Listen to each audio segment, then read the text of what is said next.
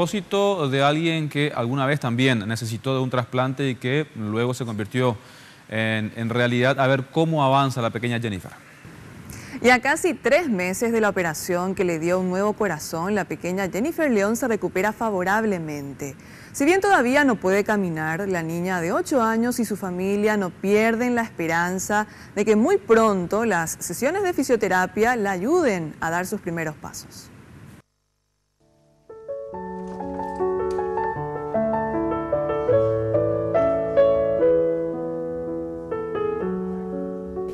Y juego con mi hermanito, a veces me peleo con él.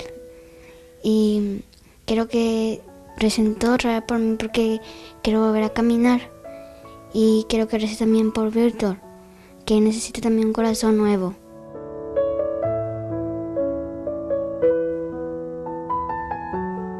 El corazón de Jennifer se desborda en amor para los suyos y no olvida a quien hoy necesita un trasplante como el de ella. En el proceso de su recuperación, los médicos ahora trabajan para que la pequeña pueda volver a caminar.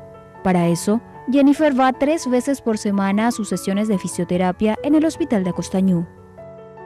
Me dieron una buena esperanza, ¿verdad? Que con fisioterapia y que ella va, es un proceso lento, pero yo creo que va a ser seguro que ella se va a levantar de esa silla y volver a caminar, que eso todos queremos, ¿verdad? Que ella superó una prueba muy grande, Dios le dio la segunda oportunidad y por qué no volver a caminar. Para Virginia, mamá de Jennifer, mirar atrás es solo un ejercicio que le recuerda lo mucho que tiene por agradecer y dar testimonio de que la donación de órganos es regalar vida.